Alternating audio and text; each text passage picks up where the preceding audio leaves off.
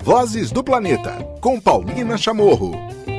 Muito bem, começando mais um episódio especial aqui nessa nossa cobertura aqui do Vozes do Planeta sobre queimadas, sobre os incêndios, sobre essa fumaça e seca que tomou conta do Brasil, e agora a gente tem o prazer de receber, para nos trazer mais esclarecimentos, o presidente do IBAMA, Rodrigo Agostinho. Rodrigo, um prazer te receber aqui no Vozes do Planeta, obrigada por ter atendido a gente. E queria começar, essa semana o governo fez um anúncio importante, né, sobre a questão dos brigadistas, e eu queria que você então nos atualizasse com algumas informações sobre esse combate aos incêndios e queimadas que estão acontecendo no Brasil. Bem, apesar do momento, para mim é sempre uma satisfação falar com você, Paulina. Eu acompanho Vozes do Planeta desde o começo e tenho profunda admiração pelo trabalho desse podcast, desse trabalho de comunicação. A gente está vivendo uma grande crise climática, a crise veio e não foi por falta de aviso.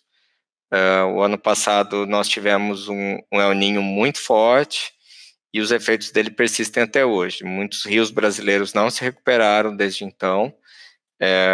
Todos os dados que a gente tem para o Pantanal, para a Amazônia, mostram que a gente está diante da maior seca que o Brasil já teve, a maior seca já registrada. Os efeitos da seca estão sendo sentidos em pelo menos 2/3 do Brasil.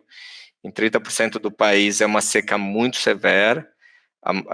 Os afluentes da margem direita do rio Amazonas estão todos eles secando, o rio Madeira no pior nível já registrado, o rio Paraguai, as embarcações já estão parando. Então, a situação realmente é uma situação muito difícil. E aí junta calor, temperaturas extremas, baixa umidade e, infelizmente, um péssimo hábito das pessoas de colocar fogo. O que a gente tem detectado até aqui é que praticamente 100% é causa humana. Alguns casos excepcionais é por descuido, a pessoa que faz uma fogueira e perde o controle, né, vai queimar as folhas do quintal, mas de maneira geral o que a gente tem é o fogo intencional, cuja intencionalidade varia de lugar para lugar. No Centro-Sul, muito vandalismo, aquele fogo na maldade, da pessoa que vai lá no parque, atravessa a rua, a pessoa que mora próximo do parque atravessa a rua e coloca fogo no parque. Criminosos, né? Incêndios criminosos. São criminosos. O que muda, basicamente, é que no Centro-Sul, muito fogo colocado na intencionalidade de causar um dano, de causar um estrago, muito fogo sendo colocado tanto em unidades de conservação como sendo colocado em fazendas. Na Amazônia, a situação muda de figura. Na Amazônia, muito fogo para ocupar a floresta pública. Nós estamos trabalhando de maneira muito intensa desde o começo do ano passado para baixar desmatamento. Tivemos uma queda significativa no passado de 50%, uma queda esse ano de mais de 40% em cima dos 50%. E o que a gente percebe é que na Amazônia as pessoas estão preferindo degradar a floresta e colocar o gado lá dentro, do que fazer o corte raso, que o corte raso a gente consegue detectar rapidamente, a gente embarga, a gente autua, a pessoa não pega mais financiamento, a pessoa é obrigada a tirar o gado lá de dentro. Então, a situação muda de figura. No Cerrado, muitas áreas queimadas do Cerrado são áreas recém-desmatadas. Na Amazônia, a gente tinha uma média de 10% apenas de fogo em floresta, 90% do fogo na Amazônia era em área já desmatada, e esse ano a gente está tendo 30% do fogo na Amazônia já em área de floresta primária ou floresta secundária. A floresta que normalmente era úmida e não queimava, agora está muito seca. Eu mesmo tive agora recentemente algumas áreas da Amazônia, e a Amazônia está com uma grande camada de serrapilheira, ou seja, as árvores que normalmente na Amazônia não perdem folha, estão perdendo muita folha, formando um tapete, e isso enfim, é uma mistura muito complicada. A gente teve, só rapidinho, Rodrigo, a gente fez um especial aqui no Vozes do Planeta e também no Mulheres na Conservação, acompanhando em outubro e novembro do ano passado, justamente no Pará. Continua sendo, né, um estado bastante preocupante, né, o Pará, o Acre, com relação ao fogo, mas o ano passado, a gente, em outubro e novembro, estive lá na Floresta Nacional do Tapajós e realmente podemos verificar essa questão da seca e de que antes, né, a floresta verde não pegava fogo, agora a floresta virou uma caixinha de fósforo, como diz a Erika Beringer, uma das pesquisadoras que está analisando o fogo, por conta disso, né? O desmatamento vai acontecendo, a floresta se recupera de uma maneira que não era aquela floresta, e aí vai enfraquecendo o solo, que vai perdendo nutriente, vai secando, e aí se transforma num vetor de fogo. É mais ou menos isso, né, Rodrigo? Sim, o que a gente está só detectando, obviamente, tem toda essa questão climática. A floresta, quando ela é degradada, ela tem muito mais material para poder queimar. As plantas mais jovens secam mais rapidamente. As bordas das florestas têm o efeito de borda, né? Então elas são mais ressecadas ainda por conta do desmatamento. E o que a gente está percebendo é isso: as pessoas estão preferindo degradar a floresta do que fazer corte raso. Degradam a floresta, depois colocam semente de pasto e depois colocam o gado, né? Essa é a realidade. 40 mil focos de calor a gente teve no Mato Grosso e 31 mil focos de calor no Pará. Então, Mato Grosso e Pará são os líderes, né? Muito fogo no Mato Grosso, tanto na área de Cerrado quanto na área amazônica, embora no Pantanal do Mato Grosso tenha caído esse ano, né? No Pantanal, 70% dos focos esse ano foram no Mato Grosso do Sul, e 1/3 no Mato Grosso. A gente está tendo muito foco de calor também, muito incêndio ao longo de estradas. Então, a estrada que liga ali Rio Branco a Fejó, né? Fejó como um ponto aí bem complicado no interior do Acre. As estradas que saem ali de Porto Velho também, né? A BR-319, o começo dela ali de Porto Velho em direção a Manaus. Muito foco de calor para grilagem. BR-230, a famosa Transamazônica, também muito incêndio ao longo da Transamazônica, o Maitá, Apuí, Lábrea, Manicoré. Muito incêndio na BR-163, que liga ali Mato Grosso, Pará, né? O campeão ali foi a Flona do Jamanchim. Infelizmente, muita invasão que teve aí nos últimos anos na Flona Jamanchim. O ICMBio está tirando o gado de lá, mas as pessoas... E elas avisaram, no caso da Flona, elas avisaram que eu colocar fogo, né? Uma situação muito, muito complicada. A gente também está tendo fogo, obviamente, no leste do Pará. Em fevereiro e março desse ano, a gente teve muito foco de calor em Roraima, o que já subiu os dados, né, em área de Cerrado. Norte do Tocantins e leste do Maranhão. Então, é uma situação realmente muito delicada. Provavelmente já queimou no Brasil algo em torno de 19 milhões de hectares. Isso é mais ou menos a área do estado do Paraná, né? Então, é uma área Eu ia te perguntar, Rodrigo, muitas perguntas dos ouvintes chegaram com relação a isso, com relação à prevenção e com relação ao preparo que o governo tinha, com algumas, né, previsões que já existiam, que isso ia acontecer, e o quanto surpreendeu, ou o quanto é incomum o que está acontecendo agora. Bem, a gente trabalha muito ouvindo os climatologistas, meteorologistas, e de fato existiam previsões de seca para esse ano. A previsão era de alongamento do El Niño.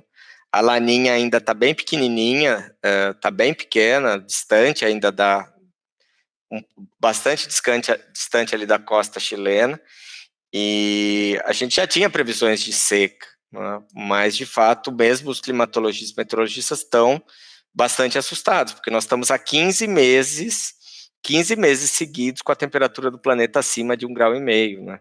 As previsões de 1,5 graus era 2040, né? Todo mundo, vamos para a COP evitar 1,5 graus, né? Nós estamos agora há 15 meses seguidos com o planeta acima de 1,5 graus. Nós estamos com uma estrutura que a gente nunca teve, com muita sinceridade, né? E mesmo países com estrutura maior do que a estrutura do Brasil estão sofrendo com incêndios florestais. O Alasca inteiro teve incêndios esse ano já, o Canadá, a região da Califórnia, região da Flórida, a Europa mediterrânea com muitos incêndios agora, e a Europa mais ao norte com muitas enchentes, a Austrália com muito fogo, a África do meio, assim, a África mais central também com muito incêndio. Então, assim, o mundo inteiro está muito quente, e mesmo os países que têm estrutura maior do que a nossa.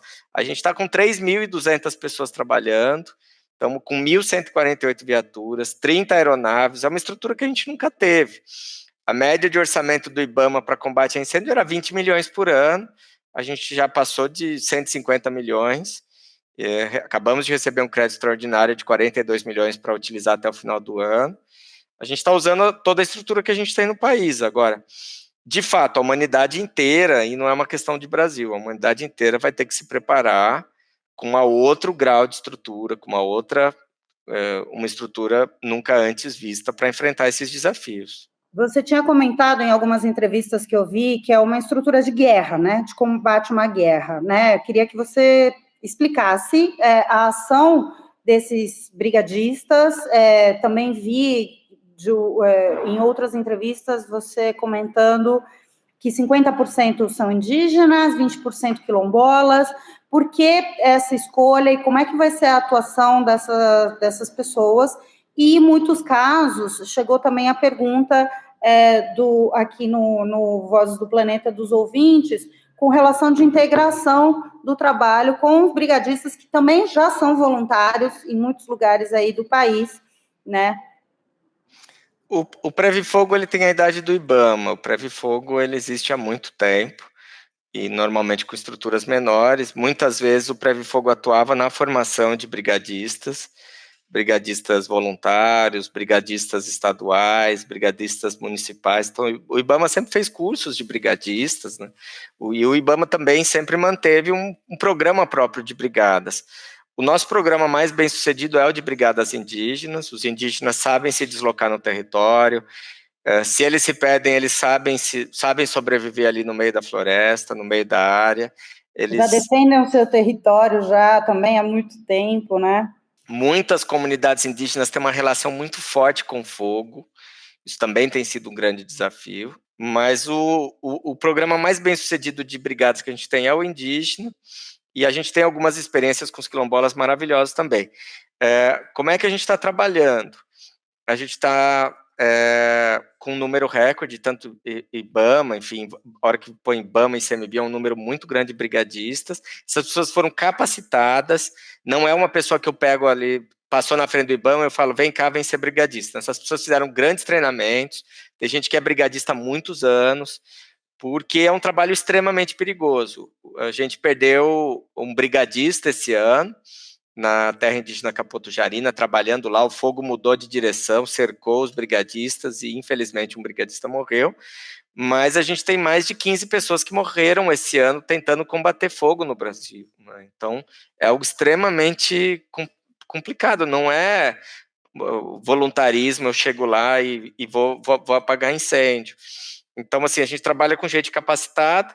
Esse ano, o Ministério fez um esforço muito grande de dialogar com os bombeiros, porque o maior efetivo são dos estados, né? Tem estados como São Paulo que tem 9 mil bombeiros. Fogo em fazendas é responsabilidade dos estados, em fazendas privadas. Fogo em áreas estaduais é de competência dos estados. O IBAMA e o ICMBio têm atribuição na lei apenas em áreas federais, unidades de conservação, terras indígenas e florestas públicas não destinadas.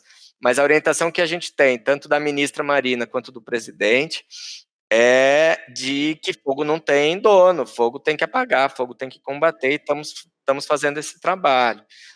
E aí a distribuição desses mais de 3 mil brigadistas, ela é feita de acordo com a urgência, esses deslocamentos, como fazer, né? Porque a gente foi, agora não sei como estava, mas até a semana passada, eu estou gravando aqui com o Rodrigo Agostinho no dia 20 de setembro de 2024, e até a semana passada se falava em epidemia, né, de fogo. Como é que está sendo feita a distribuição para conseguir minimizar aí os impactos, Rodrigo? A gente tem um planejamento que a gente faz antes da temporada, onde a gente coloca no mapa as áreas prioritárias para conservação, as áreas com maior taxa de risco de fogo. Então, a gente tem dados do INPE, do Laboratório de Incêndios Florestais da Universidade Federal do Rio de Janeiro, LASA, dados do CEMADEM. Então, a gente vai cruzando esses mapas e a gente identifica as áreas mais suscetíveis, áreas que não queimaram. E aí, o que acontece? A gente, por meio desse mapeamento, a gente identifica as áreas prioritárias para ter brigadas. A gente tem brigadas fixas, que ficam nos territórios com maior quantidade de focos de calor, e a gente tem brigadas volantes, né, que é a chamada pronto emprego, que eu tiro de um lugar e levo para outro, tiro de um incêndio e levo para outro. Então, é uma operação de guerra porque eu tenho que arrumar alimentação, lugar para esses brigadistas ficar, transporte. Né? O IBAMA tinha 5 helicópteros, esse ano eu contratei mais 5, a gente está com 10 helicópteros trabalhando no IBAMA. Contratamos praticamente todas as aeronaves de lançamento de água que o Brasil tinha, que é em torno de 20.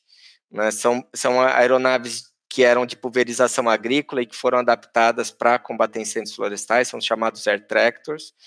O Exército Brasileiro está usando um avião deles, que é o KC-390, né, que é um avião com grande volume de água, mas ele tem algumas dificuldades operacionais por ser um avião muito pesado, muito grande, né? Então tem que ter aeroporto próximo, tem que ter estrutura de abastecimento próximo, então também não é um negócio muito fácil. Mas é uma estrutura muito pesada, muito difícil. A gente está aqui com os servidores do IBAMA cuidando desses deslocamentos, as viaturas do IBAMA estão também fazendo o transporte dessas pessoas. São 1.148 viaturas que a gente tem que abastecer, tem que levar, tem que puxar para um lado para o outro. E como eu disse, esse ano a gente está trabalhando muito com os estados, com os bombeiros. O ano passado o trabalho com os bombeiros não foi bom, então houve todo um esforço do ano passado para isso, da gente melhorar a relação com os bombeiros. Teve lugares que os bombeiros tiraram os brigadistas para fora, dizendo que aquela área não era a responsabilidade nossa, era deles. Então, assim, esse ano melhorou muito essa relação. A gente também está trabalhando muito com brigadas privadas. Tem muita fazenda que montou brigada, muita ONG, entidade local que montou brigada. E aí é muito gratificante trabalhar lado a lado dessas pessoas. Tem muitas ONGs trabalhando também no resgate dos animais, né, que é um outro trabalho. A gente tem 24 setas no Brasil todo que têm recebido muitos animais. Muitos animais também já têm sido reabilitados e já devolvidos para a natureza. Isso era uma pergunta importante. Eu estou aqui justamente num seminário de comunicação cheio de ONGs e cheio, né, de gente da comunicação que está trabalhando em campo. E eu perguntei, né, o que vocês gostariam, muita gente perguntou com relação a isso, né, o que vinha de estratégia também no resgate de animais, né, acontecendo também. Então, você falou quantos setas são? No Brasil, do IBAMA são 24. Em muitos estados tem parceria com setas de universidades, com setas estaduais. No Pantanal, as ONGs montaram um centro especializado delas lá. No caso específico do Pantanal, o Pantanal inteiro desidratou, aquelas lagoas estão todas secas. Então, a gente começou uma operação junto com a Secretaria de Meio Ambiente do Mato Grosso e com o ICMBio para a colocação de água e reforço de alimentos em alguns pontos. Não é uma discussão fácil, porque a gente também tem que evitar que os animais se aproximem muito da estrada, né? Porque mesmo sendo a transpantaneira, as pessoas correm, as pessoas andam em alta velocidade, né? Muitos animais acabam sendo atropelados, então a gente também está tomando esses cuidados, mas é um esforço de muita gente, né? Todo mundo preocupado com isso. As previsões são de que no centro-sul do país as chuvas cheguem apenas em outubro. Nós tivemos algumas chuvas esparsas, né? O único lugar que está tendo chuva boa é no Rio Grande do Sul, mas tivemos algumas chuvas esparsas. Mas as chuvas, por exemplo, do Pantanal, já está tudo seco de novo. Hoje a gente está com um incêndio, inclusive, nas bordas do Parque do Encontro das Águas, então nós estamos com uma operação hoje de guerra lá, para poder conter esse incêndio. E é isso, é um grande desafio para todos nós, né, brigadistas e outros órgãos públicos que atuam nessa área. Bom, agora eu vou te fazer uma pergunta, Rodrigo. Você, como uma pessoa política, né, que acompanha muito a questão ambiental, né, trabalhou muito no Congresso com relação a isso também, sobre esse momento que o Brasil vive dentro desse contexto global, né? Você acredita, como você enxerga que vai ser levado? A gente tem diversos desafios, né? Uma questão energética, que tem a ver aí com também licenciamento, enfim, tem muitas coisas que entram na questão econômica, na questão de desenvolvimento, e que vão de encontro justamente com compromissos climáticos, compromissos de biodiversidade que o país se coloca, né? Como, você acredita que vai ter alguma estrutura ou vai ter alguma mudança em alguns pontos-chave? Como, por exemplo, a gente tem as NDCs, que são esses compromissos, né, do Brasil para a COP30, que vai ser, inclusive, no Brasil o ano que vem. Enfim, você acha que vai existir uma grande movimentação, já que o mundo está em seca e em chamas, e o Brasil né, esse mês a Amazônia passou a emitir mais carbono do que captar, então tem também uma parcela aí nesse quinhão. O que você acha sobre políticas climáticas que podem reger daqui para frente? O mundo inteiro vai ter que acelerar muito a transição. A gente está vendo que tem setores do mundo que estão andando um pouco mais rápido, como o setor da eletromobilidade, energia solar, energia eólica, mas de maneira geral o buraco é bem mais embaixo, né? A gente vê que o mundo inteiro ainda utiliza a energia fóssil de maneira geral. Os países desenvolvidos, poucos têm assumido compromissos reais com a conservação das grandes áreas florestais do planeta. Então, você vê a quantidade de recursos que é destinado para a conservação de ambientes florestais, que são grandes estoques de carbono, são volumes relativamente baixos. O próprio Fundo Amazônia é basicamente um misto de doação de 2 países, Noruega e Alemanha. Nós tivemos algumas doações, alguns gestos super bacanas de alguns países, como o Reino Unido, mas o volume mesmo grande acaba sendo de dois países. Então, assim, eu não tenho dúvida de que o mundo vai ter que agilizar muito essa transição. Nós estamos com algumas experiências muito bacanas no Brasil, como é o caso do plano de transição do ministro Haddad. Quando que você vê um Ministério da Fazenda conduzindo um plano de transição tão intenso? A gente está vendo alguns projetos tramitando no Congresso, como o do combustível do futuro, o do hidrogênio verde, né, o próprio projeto das eólicas que ainda não foi votado, mas obviamente a gente vive essa dicotomia. Ao mesmo tempo que a gente está com esses projetos bacanas sendo votados, a gente está vendo o tempo todo o pessoal colocar um jabuti de carvão, um jabuti de gás, né, o crescimento das térmicas a gás. Então, eu não tenho dúvida, a gente vai ter que fazer um esforço muito maior, e aí não é só o Brasil, é o mundo inteiro. O Brasil, o maior gesto que o Brasil fez até agora e que, de certa forma, está dando bons resultados é o combate ao desmatamento. Nós estamos aí há 5 meses com o desmatamento do Cerrado diminuindo, que era o grande desafio nosso. Não é ainda uma coisa tão representativa, mas 5 meses seguidos de queda já é algo, já é um gesto muito bacana. Na Amazônia, uma queda significativa. Agora, de fato, a gente pode fazer mais, e o resto do mundo precisa fazer mais, porque mesmo que o Brasil faça tudo, mesmo que o Brasil faça toda a sua lição de casa, cumpra com a sua NDC, se o mundo continuar com essa tendência de aquecimento, nós vamos perder nossos biomas do mesmo jeito, né? Então, eu acho que a gente precisa ter clareza disso.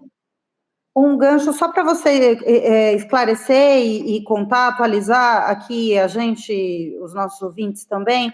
Existia um projeto muito falado no final do ano e no começo desse ano de exploração na Amazônia, ali na parte, né, da costa amazônica, pela Petrobras. Como está esse caso? Ao longo da última década, ocorreram diversos leilões de lotes de petróleo, e esses lotes, primeiro é feito uma atividade que é chamada de atividade exploratória. Então, as pessoas primeiro perfuram para pesquisar se tem óleo e qual que é a qualidade desse óleo, e depois dessa atividade de exploração, você tem a atividade de produção propriamente dita. Produção leva muito mais tempo, porque você tem que construir desde uma grande plataforma, uma estrutura de recebimento, até mesmo refinarias em terra. Nesse caso específico da chamada Foz do Amazonas, que é uma grande região ali entre o Amapá e o Pará, existe um projeto chamado, que é o lote 059, que a Petrobras, o ano passado, recebeu uma negativa do IBAMA, em maio do ano passado, e principalmente por um motivo que não é um motivo energético, com muita sinceridade. Não é um motivo de que ali pode produzir emissões de gases de efeito estufa, como toda a produção de petróleo no mundo produz, né? O motivo era que aquela região não tem estrutura nenhuma para atender um eventual acidente. A estrutura da Petrobras, toda ela de atendimento ao eventual acidente, está a 870 quilômetros desse ponto, situado na região de Belém. Tem outras questões que também foram levadas em consideração, comunidades indígenas, é uma região de alta biodiversidade, 70% dos manguezais do Brasil estão naquela região da margem equatorial. Chama margem equatorial porque está na linha do Equador, né? Uma região que vai ali desde o Rio Grande do Norte, passando por Ceará, né, até chegar ali no Amapá. Naquela região já teve muita tentativa no passado em águas rasas, mas não em águas profundas. No Rio Grande do Norte, no Ceará, tem atividade inclusive de produção. O ano passado mesmo saíram 3 licenças para o Rio Grande do Norte. Mas ali, obviamente, é uma nova fronteira. O IBAMA sempre disse que aquela região precisava ser mais estudada, precisava ter uma avaliação ambiental estratégica. Isso não é obrigatório para o licenciamento, a gente sempre deixou isso muito claro, mas, obviamente, essas regiões novas precisam ser mais bem estudadas, né, até para garantir segurança, né?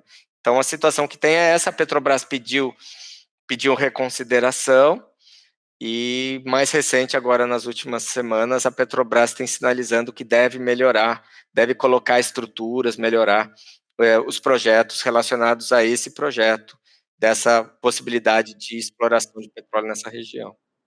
Maravilha. Então, Rodrigo, eu queria te agradecer muito por esse tempo, por esses esclarecimentos, essa atualização. Deixo aqui o canal aberto também do Vozes do Planeta, para a gente trazer mais atualizações e, claro, torcendo muito para que em breve melhore a situação para todos os bichos, todos os rios, todas as florestas do Brasil. Bom trabalho para você e muito obrigada. Eu que agradeço, Paulina. Realmente é um momento muito triste para quem é apaixonado pela natureza, pelo meio ambiente, ver a situação dos nossos biomas, desidratando os rios da Amazônia sempre cheios de peixe, todos eles secos, né? Isso tudo dói, e a gente tem aí um grande desafio pela frente. Muito provavelmente a humanidade vai ter que ter uma estrutura impensada ainda até pouco tempo para enfrentar esses desafios. A gente viu que foi a enchente no Rio Grande do Sul, uma brutalidade, com uma força muito grande, e agora essa seca também com uma brutalidade muito grande. O governo acaba de liberar 514 milhões para o enfrentamento dessa crise agora. A maior parte é para atender as comunidades. A gente está falando de quase 2.000 comunidades isoladas hoje na Amazônia. É impensado você imaginar uma comunidade na beira do rio, de um grande rio amazônico, não ter água.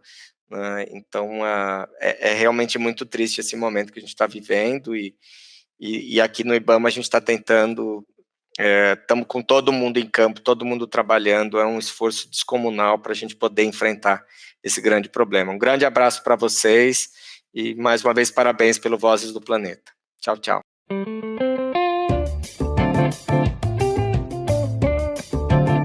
Vozes do Planeta, com Paulina Chamorro.